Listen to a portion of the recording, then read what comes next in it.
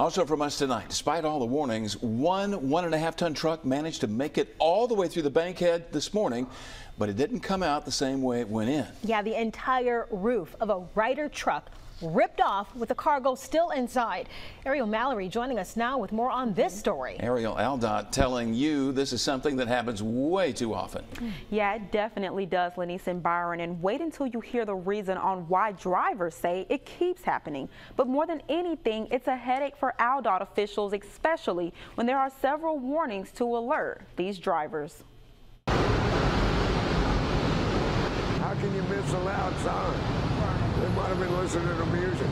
An unusual view for this driver as he came down the Bankhead Tunnel this morning. And that seems to be the million-dollar question on how trucks continue to get stuck. This Ryder truck did more than let the top down as the driver managed to roll through 3,300 feet of steel concrete. The entire time that he was driving through the tunnel, he must have heard the roof of the tunnel, of the truck being ripped off. But those warnings didn't stop this determined driver. The first warning starts with a laser that signals the alarm system on both sides of the tunnel, along with 12 feet clearance signs and metal chains that hit the top of the truck. James Gordon, a spokesman with AlDOT, says in this case, there was no major damage. The engineers and folks go in there and they take a look at any damage to the tunnel. In this case, there was no damage.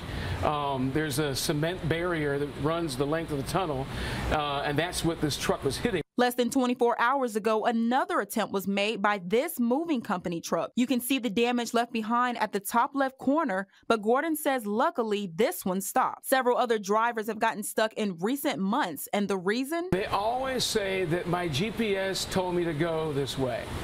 I mean, that's what I've been told, and that's what they tell the police department. That's what they tell us. How could they not hear the siren, and how could they not hear the metal peeling back? It's like opening a sardine can. Yeah, it took AlDOT a little more than 2 hours to inspect the tunnel afterwards this morning, and they just want to remind drivers to always pay attention. Live tonight in the studio, Ariel Mallory, Fox 10 News.